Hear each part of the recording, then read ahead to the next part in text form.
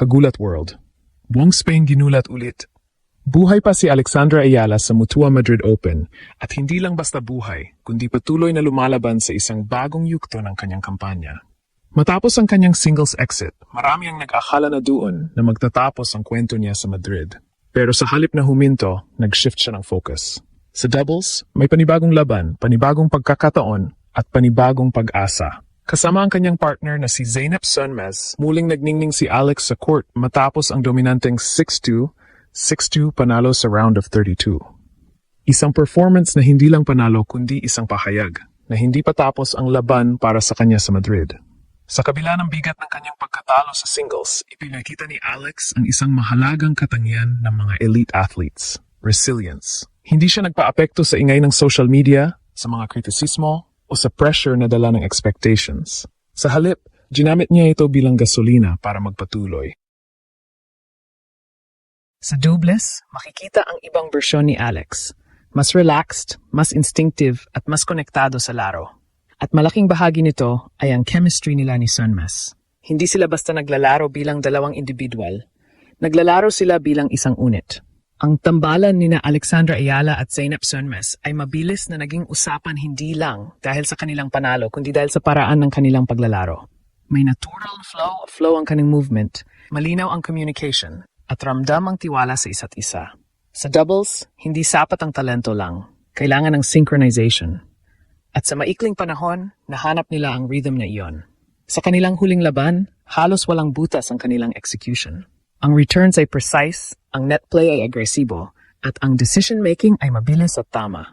Ito ang dahilan kung bakit naging dominant ang kanilang panalo.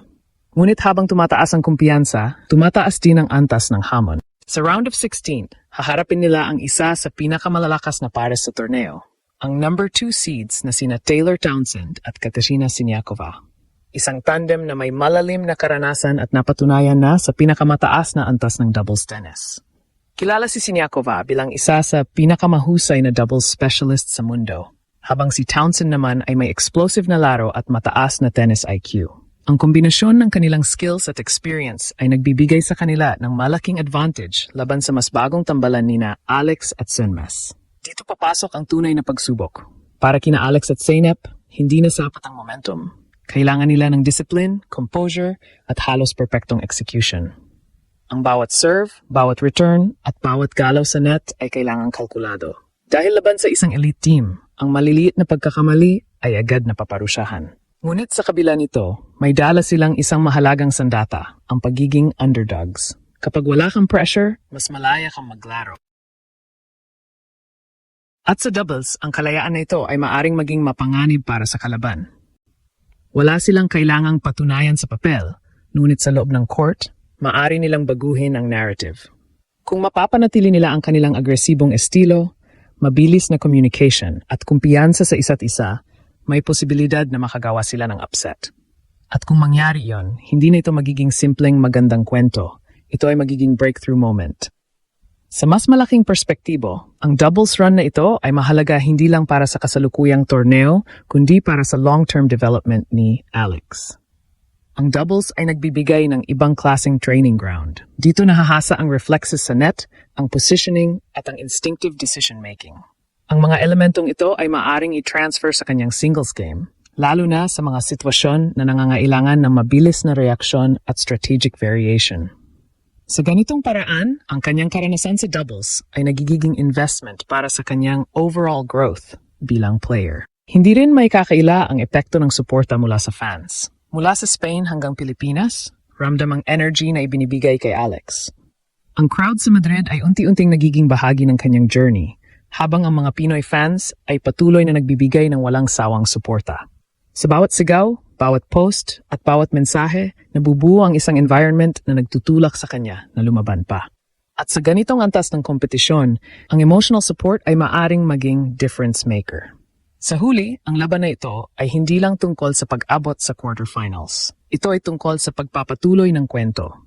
Isang kwento ng pagbangon matapos ang setback, ng paghahanap ng bagong paraan para manalo, at ng patuloy na pagharap sa mas malalaking hamon. Para kay Alex, ang Madrid Open ay hindi pa tapos. Sa doubles, may pagkakataon siyang muling ipakita ang kanyang kakayahan at ipaalala sa mundo na siya ay isang player na hindi basta sumusuko. Habang papalapit ang laban sa round of 16, nakatutok ang buong mundo. Hindi lang para makita kung sino ang mananalo, kundi para masaksihan kung paano lalaban ang isang batang atleta na may dalang pangarap ng isang bansa. At sa bawat punto, bawat rally at bawat sandali sa court, may isang mensahe na malinaw, hindi pa tapos ang laban. Sa mas malalim na analysis ng paparating na laban, malinaw na ang magiging susi para kina Alex at Zeynep Sonmez ay hindi lang chemistry, kundi adaptability laban sa elite-level doubles system. Ang kalaban nilang sina Taylor Townsend at Katarzyna Siniakova ay hindi basta malakas. Sila ay structured. May malinaw silang pattern sa serve placement, return positioning, at net control. Ibig sabihin, hindi sapat na maglaro lang ng natural game. Kailangan itong i-adjust in real time. Unang critical na aspeto ay ang serve return phase. Sa doubles, dito nagsisimula ang control ng punto. Kung makakahanap ng paraan sina Alex at Sonmez na ma-neutralize ang serve ng kalaban, lalo na ang placement ni Siniakova, magkakaroon sila ng pagkataon na pumasok agad sa offensive position. Pero kung sila ang mapipilitang mag-defend mula sa simula pa lang, magiging mahirap habulin ang rally, lalo na sa clay na mas mabagal ang bola. Ikalawang factor, ang net dominance. Kilala ang kalaban sa mabilis at agresibong net play, kaya kailangang maging decisive ang galaw ni na Alex. Hindi pwedeng half-commit sa approach shots. Kapag nag-alinlangan, automatic na mabubuksan ang angles para sa volley finish ng kalaban. Dito masusubok ang reflexes at trust nila sa isa't isa. Kung sino ang mag-go-cover, kung kailan magpo-poach, at kung paano magre-rotate pagkatapos ng bawat shot. Ikatlo, ang shot selection under pressure. Laban sa experienced pair, hindi sapat ang flashy plays. Kailangan ng high percentage decisions. Ang tendency ng underdogs ay maghanap ng mabilis na winners, pero laban sa ganitong klase ng team, mas effective ang patience at controlled aggression. Ang goal ay hindi agad tapusin ang punto, kundi pilitin ang kalaban na magkamali sa extended exchanges. Isa ring mahalagang elemento ang emotional control. Kapag nakakuha ng early lead ang kalaban, maaring bumigat ang pressure. Ngunit kung mapapanatili ni na Alex at Zeynep Sonmez ang kanilang composure at manatili sa game plan, may tsansa silang bumalik sa laban. Sa doubles, mabilis magbago ang momentum. Isang break lang, isang magandang rally, pwedeng mag-shift ang buong match. Sa kabuuan, ang laban na ito ay magiging test ng maturity kaysa raw talent. Nasa kanila ang energy at chemistry, pero ang tanong, kaya ba nilang i-match ang discipline at structure ng elite tandem? Kung oo, may posibilidad ng upset. Kung hindi, magiging malinaw kung saan pa nila kailangang mag-improve. Anuman ang maging resulta, ang ganitong klaseng laban ay mahalagang hakbang sa pag-evolve ni Alex bilang isang mas kumpletong player sa world stage.